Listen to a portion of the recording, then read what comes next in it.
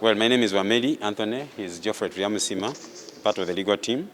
Finally, we've gotten relief after traversing almost the entire Kampala trying to find the first respondent to serve him personally as the law mandates. He has instructed KK advocates and they've notified court, and here we are. We have served them before the registrar of the Supreme Court, and now our work is done. We are just going to file an affidavit of service. We have already served Attorney General and the Electoral Commission, so we just await a date from court on when to have the pre-hearing meeting.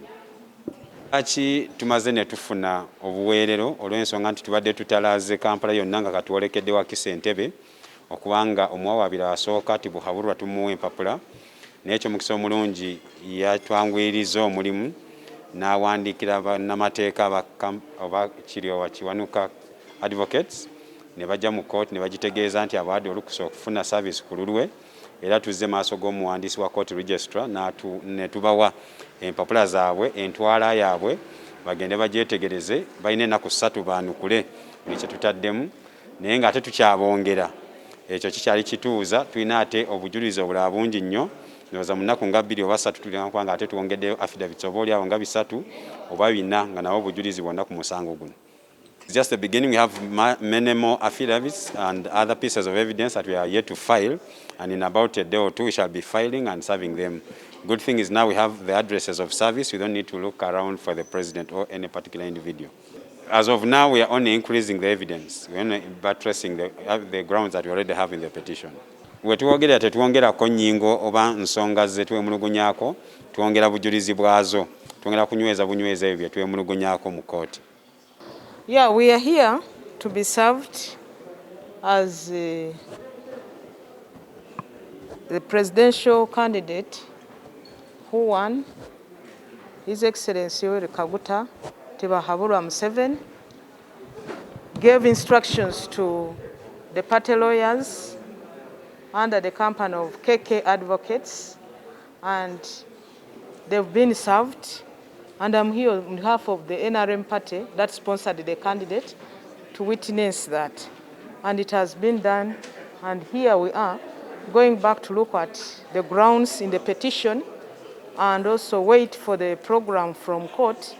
Then we shall do the needful. But I want to tell members of NRM, those who voted His Excellency Yoweri Kaguta Museveni, everything was done within the law. And we have our declaration forms ready. And when we call on you to come and swear an affidavit, please do come, because we must defend our victory. Mu mateeka candidate gwe baba babawabidde gwe baba balina okuwa okwemulugunya. Kati ab'ekibiina kya NUP bwe baawawaba Oweekitiibwa President Yoweri Kaguta Museveni nga flag bearer wa NRM ate ng'eyasinga yawadde obuyinza eri abalooya abapate nga bakulirwa KK advocates be baba bafuna okwemulugunya okuva mu ba NUP abawaaba mu kooti. So kati tuzze ne balooya, tuzze ne council Nsingoma Esau okuba nti afuna okwemulugunya mu buwandiike okuva eri aba NUP kwe batadde mu kooti, era nze ndi wano nga ssaabawandiisi w'ekibiina kya NRM okulaba nti bino bigenda mu maaso nga tewali kye tubuusizza maaso. Naye njagala okugumya bana NRM nti ffe nga aba NRM buli ku polling station awali we baakubira akalulu tulina declaration form yaffe, era njagala obbagumya nti teri kye twakola nga tetukikoledde mu mateeka. Naye nsaba abo bonna be tunaba tutuukiridde okujja okuwa obujulizi either mu kulayira kye twaliise affidavit oba okujja mu kooti bwe kiba kyetaagisa, oba okubeera gy'oli ne tukuba akasimu ne tukozesa Zoom olwa tekinologi ono aliwo n'obuzibu obuliwo obw'obulwadde kisenyiga kino ekinene, bannaye tukolere wamu okulaba ng'obuwanguzi bwaffe tubudifendinga tusigale nga tukulembera Uganda nga banna-Uganda bwe basalawo. Maybe I'm yet to be informed by you. They always petition the winner against the winner. I've never seen anybody petitioning against the loser. So it's usually the loser to petition against the winner. And we come before the courts of law because that's where whoever is not satisfied with the outcomes is supposed to go and raise his or her complaints by filing a petition. So they are right because they are not happy with the outcomes of the elections, and they've come to the right place. NRM, because NRM is the winner. And NRM has always been the waliwo ambuuzizza ekibuuzo mu bano bannamawulire nti lwaki mmwe beemulugunyako ffe beemulugunya ku kuwangula kwa NRM because NRM yesinze. Sirabangayo yali avuddeyo n'agenda yeemulugunya kwoli gwe basinze beemulugunya eri oyo abaakoze eki abaasinze. Ate okwemulugunya nakwo kutuufu naddala ng'ogenza okwemulugunya ne weemulugunyiza mu kifo ekituufu. So abanuupu si basanyufu n'ebyava mu kulonda era balina n'okwemulugunya naye bazze mu kifo kituufu, bazze mu kkooti. So njagala obbeebaza kubanga bazze mu kifo kituufu. Kaffenna tujje mu kkooti baleete obujulizi bwabwe naffe tuleete obujulizi bwaffe abalamuzi basalewo. Unless the candidate has given instructions to either an individual or a team, and the instructions had not yet come. So the candidate gave instructions to the KK advocates, and they've been served, and I'm here to witness the process as the Secretary General of NRM. So as of yesterday, nobody had received instructions from the candidate. That's the law. We follow the law. But as you are aware, we have elections for local councils today. This is the most massive election. Elections in the 2,189 sub-counties, elections in 10,000 parishes. It is massive. So as a Secretary General, as a party, I was out to do work. And the whole team was out to do work to make sure we register victory even at this level. We don't take anything for granted as NRM. Lwaki twaluddewo ekisookera ddala candidate gwe balina okuwa okwemulugunya naye candidate yabadde tannaba kuvaayo kuwa muntu buyinza areceiving okwemulugunya kuno ku lulwe. So kati ffe candidate instructions obuyinza yabuwadde ba KK advocates be baba bafuna okwemulugunya kuno. Naye nze nga Secretary General wa NRM ndi wano okulaba ng'okwemulugunya okwo tukufuna era nkufollowing okulaba nti buli kimu tukigoberera. Ndi wano ku lw'ekibiina kya NRM. Naye kirala tetwabadde mu office kubanga olwaleero waliyo okulonda ate kuno okulonda kwe kusinga obungi era kwe kusinga obunene kuba okulonda kuli mu magombolola gonna naye nga buli gombolola lirina ballot paper abakulembeze be balonda banjawulo. Tekulinga kuli okwaba president nti abeesimbyewo Uganda yonna be bamu. Buli muluka emiruka omutwalo omulamba okulonda kugenda mu maaso. So ffenna tuli mu field tuli mu kukola era nange ali wano nva wano ngenda kulonda ng'omunnayuganda ow'obuvunaanyizibwa. We have been formally served and our legal department has received the documents relating to this petition and they are handling it. They will be advising the commission on how to proceed.